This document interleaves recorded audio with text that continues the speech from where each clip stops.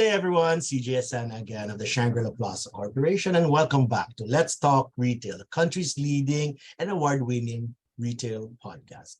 We're always thrilled to have friends in the industry, not only watching us, but also joining us and sharing their time and talent and insights to help others in the industry.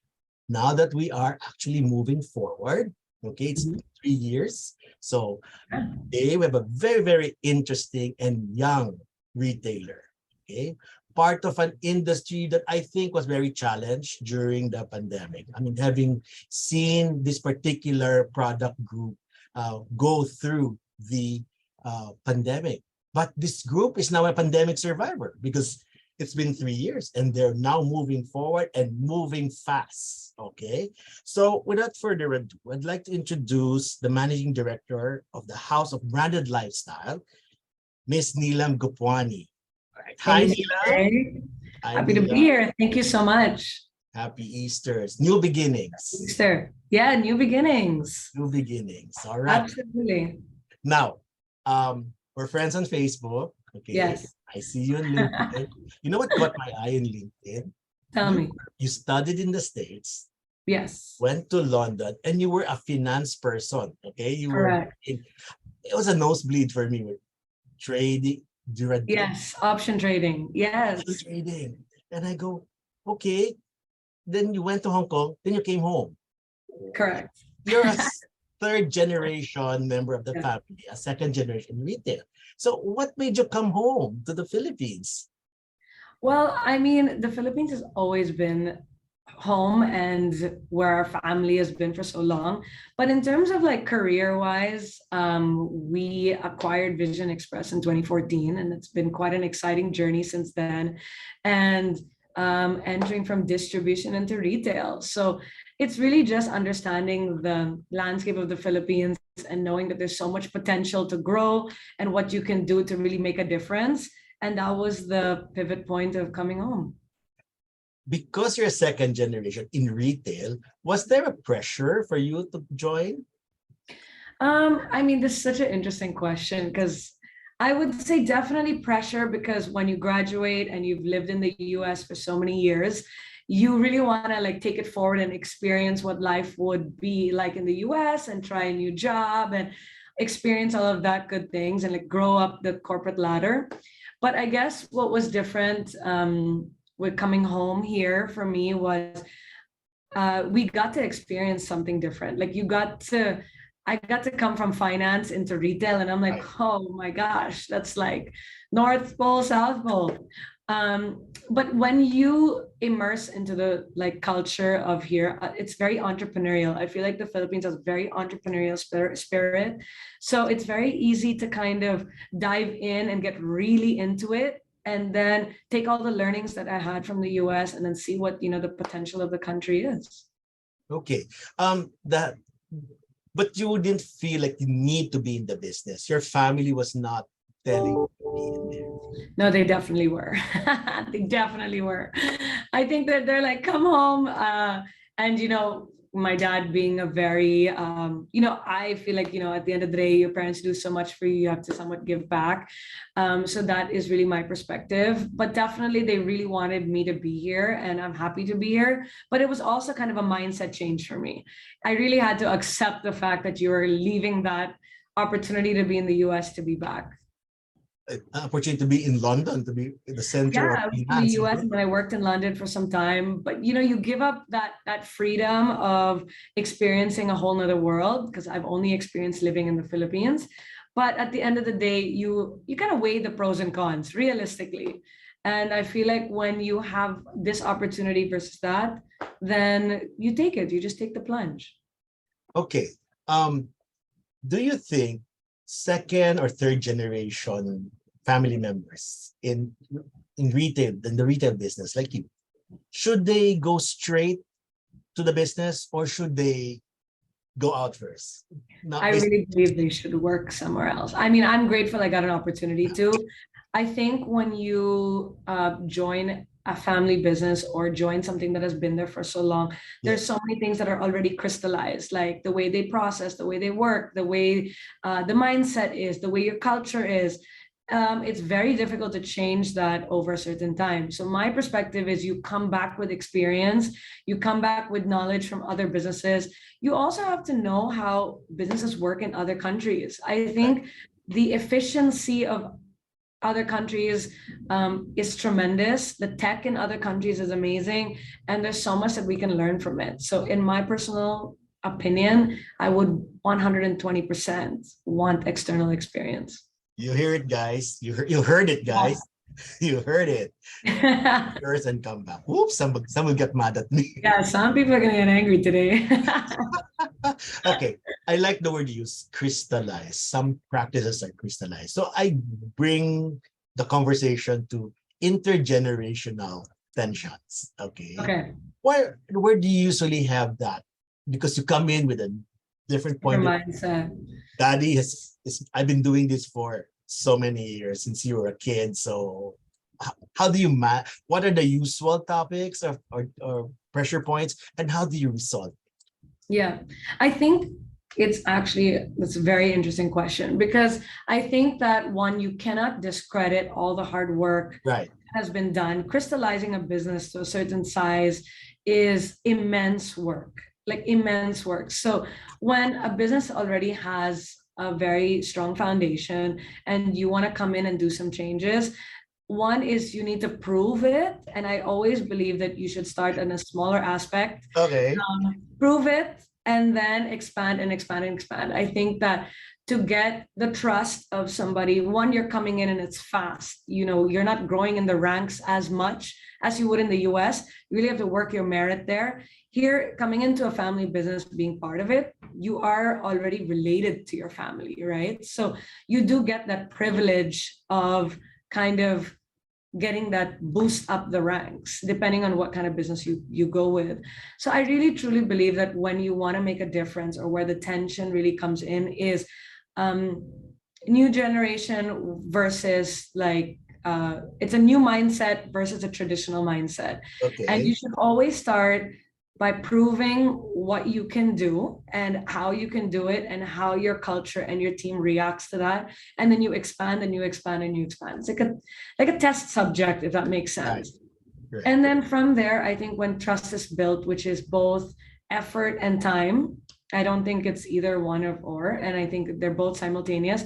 When you grow together, you kind of proved your concept and merit together with time and effort. That's when there's less in terms of tension, because I think you've already proved what you can do. Which function gets the most tension? Marketing, finance, products and merchandising, I think operation. most personally is the ones that spend money, period.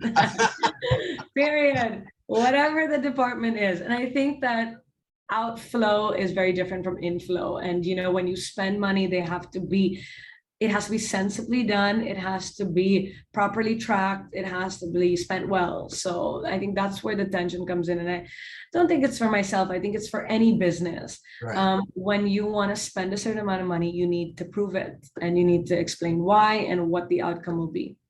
Except that the second and third generation have bigger ideas that they want to do. Correct. Correct?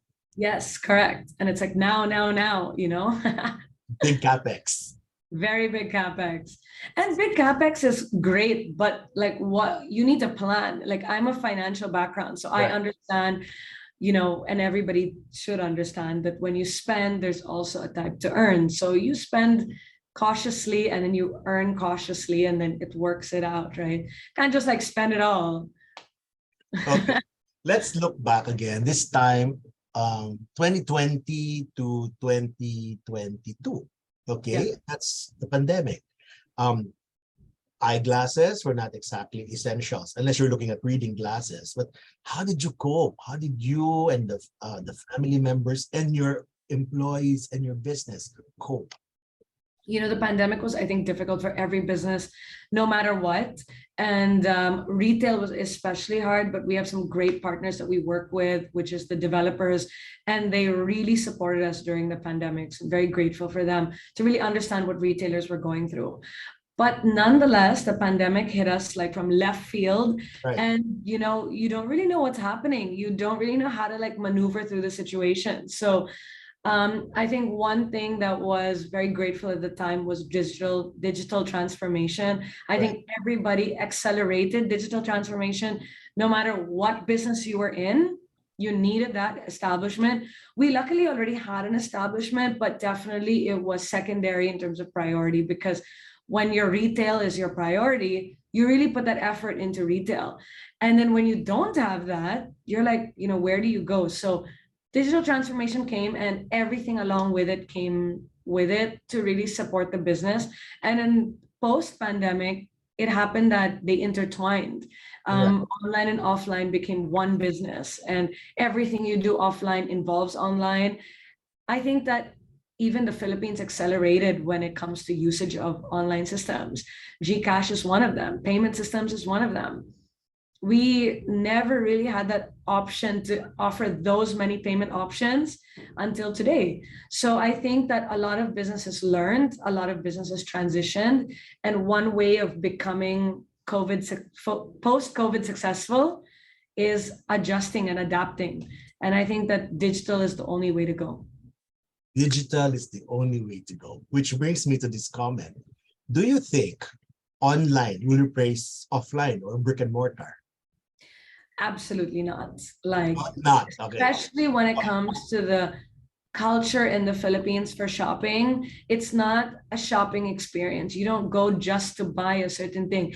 You are in the mall to experience a lot of other things, whether it's a movie, or you dine out, or you have an experience. And the developers do that very well, where they really encompass townships.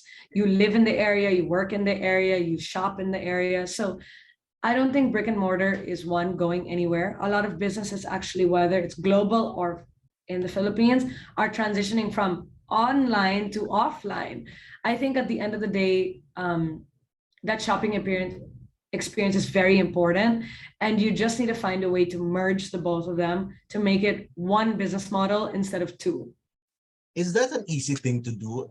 Can any retail business size do that? Wow, no, not at all. I mean, personally, I've seen a lot of businesses from online Yeah. become a retailer.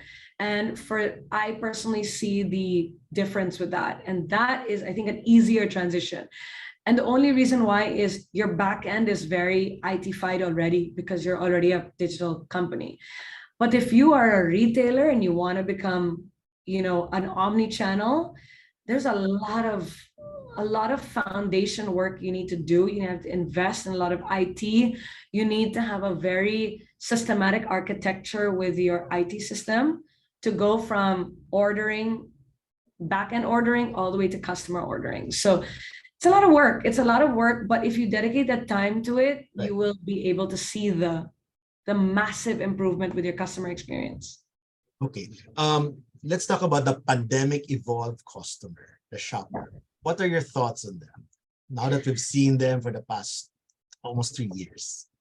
Yeah, I think the pandemic shopper, and I am one of them, so I'm really talking in personal experience. Yes. One is everybody compares price and options online. One is Okay. not just local, but definitely global. TikTok is so big, Instagram is so big. So everybody is taking what they can buy across the world and then checking what they could find here, price wise, style wise, trend wise, for sure. I think that's number one. I think two also is that we have that YOLO kind of life. And after the pandemic, people really care about health. It's Okay. all about health, whether it's All right. beauty, so you go from beauty to skincare, whether it's clothing and it's super fashionable to functional. Then you see the rise of like Uniqlo and all those brands. So I think that people are realizing that health really matters because of what the pandemic has really, set in for us, and that shock factor. So I think that that's a very important thing, to really go functional, to really care about wellness and health. I think that's a massive change in the terms of buying ship.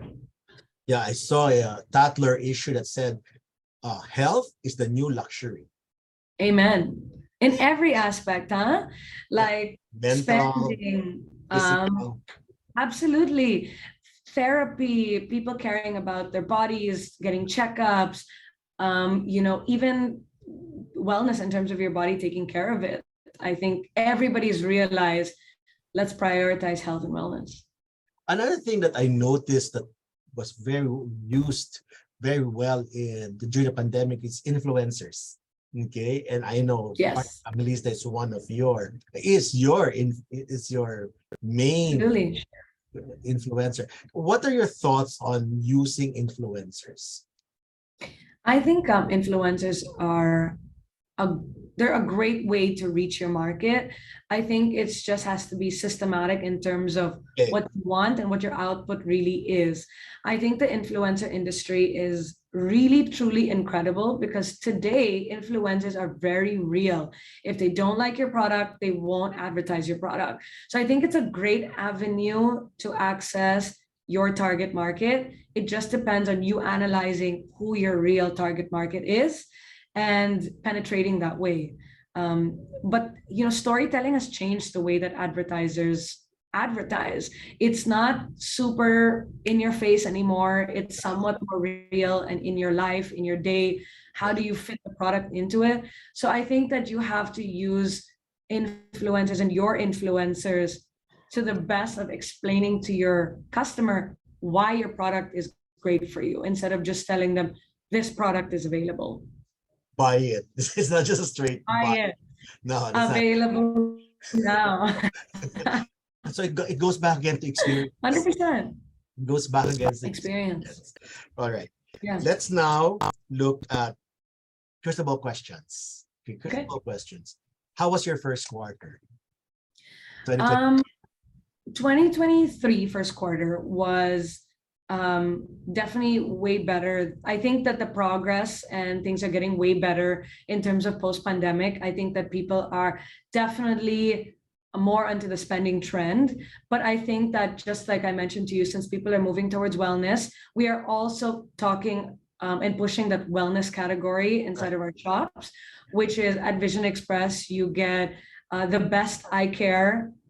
We have the best trained doctors. We really give you that customized eye care opportunity inside of our stores. So we really want the customer to come in and get an customized feel. We don't want it to be like grab and go. We want you to and really get that personalized experience. You get a eyewear made for you, perfectly designed to you, and helping you in all the ways of that you live. When we pivoted that direction, I think that the market was really susceptible to our advertising ways. And that's really been really helpful. So Q1 was good. I think when it comes to retail, it's never good enough. I think you can always do better. And that's just realism, to be honest, because you have to grow with the economy and you have to pivot with all of the changes with the economy as well. So I think Q2, Q3, we're definitely going to be improving a lot when it comes to our offerings, our services, opening a lot more stores to reach more people. So I think that's our goal. So revenge spending that we saw in Q4 2022 is real? I think it's there. It's definitely there. I think when it comes to spending, you have to understand that people are adding it now when it comes to travel. People are adding it when it comes to spending, luxury, also investments. A lot of people are now leaning towards investments. So when it comes to revenge buying, I definitely believe it's there. But I also think that people care about what they spend.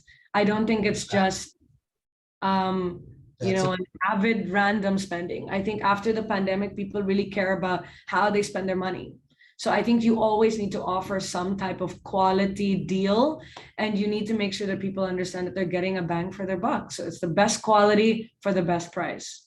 It's still studied spending. I mean, they would spend, but they really want to make sure they get the value of their money. Yes, customers are very smart today. They expect good service. They expect a good price, they expect good product, and they expect a really good experience from beginning all the way to after sales service. So sales service. Yeah. You need to make sure you answer their questions, you support them, you offer as much guidance as you can. You can't just be like, binili mo na. Okay, see you later. It doesn't work that way. Customers will never trust you. Loyalty is important. Yeah. So you're with them to the whole journey and Absolutely. Absolutely. Neelam, another hot topic. Okay, sustainability. What is your company doing in the field of sustainability? Absolutely. So we are bringing in really exciting collections when it comes to sustainability. I truly believe sustainability is the future. I think every brand that has any type of sustainable future is going to be relevant. So right now we're bringing in an Emporio Armani collection that is made with complete rubber and it's fully sustainable. We also have a Ray-Ban bioacetate collection that's made from cotton and pulp. It is 85% made with bioacetate material. It's so fantastic that if you leave it at a certain place, it will disintegrate way faster than any kind of plastic that actually doesn't even. Right. So bioacetate is the new collection. It's been accepted really well to the market in Europe and into the US, and we just introduced it in the Philippines, it's doing super well. And even Tony Morgan, London, we have another collection that's fully 100%, it's 99% made with bioacetate material. It's cotton, it's pulp, it's fruit, old fruit that they actually consolidate and make into a type of plastic. It's kind of like it imitates plastic, but it's made from recyclable materials and food, like leftover food. And that's our Tony Morgan London collection called the Sustainable Collection. So our goal is to bring in a lot of collections from all the brands that are pushing towards sustainability. And then for Hobley, as in House of Branded Lifestyle, Yes. we have a 3-year goal to go paperless. It's definitely a goal because it's a lot harder than it looks, but our goal for definitely 2025 is to be 100% paperless, use a complete internal system that doesn't need paper, even to speak to our customers, to email receipts to them, and all of that. That's definitely a goal between now and 2025. And a lot more things, like when it comes to what we buy, how we build our stores, using Philippine-made quality wood, bringing in all the type of paper bags that are not paper, not plastic, it's paper, eco-friendly material using cassava bags. So that's our transition in the next 3 years. Why is sustainability such a hot word now?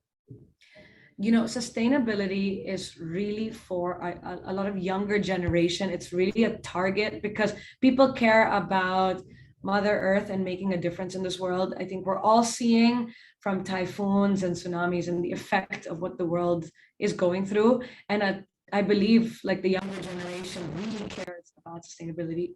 Truly myself, I do as well. So in my opinion, it's just better for the planet. It's better for you. Eating organic food, no pesticides. It's better for your body. It's better for the planet. So why not? So at the end of the day, if you want to target that market, you have to deliver the product that suits them.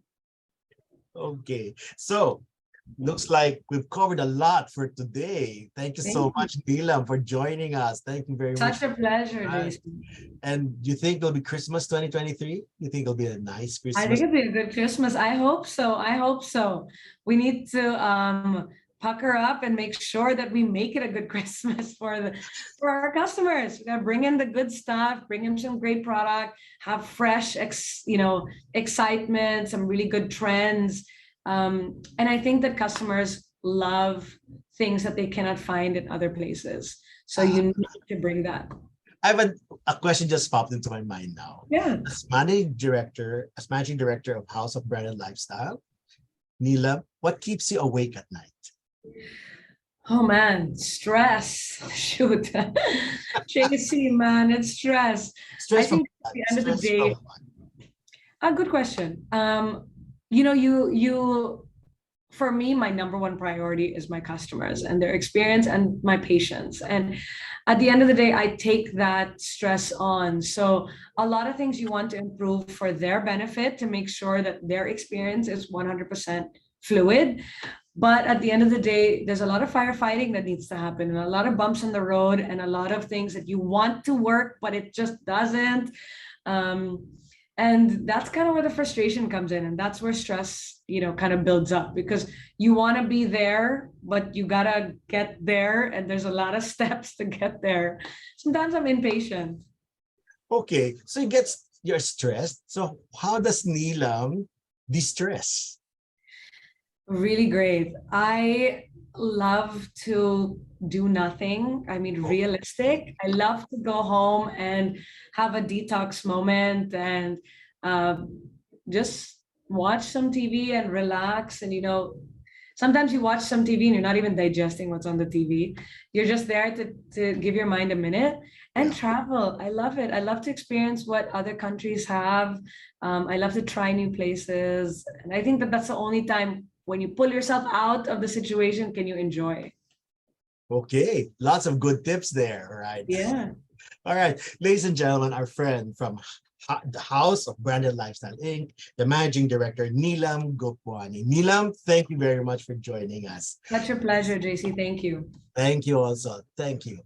This is CJ Asena of the Shangri-La Plaza. Thank you for joining us in this episode with Neelam Gopwani, the Managing Director of House of Branded Lifestyle, as she took us through her journey from living abroad to operating in the Philippines and how she coped with the pandemic.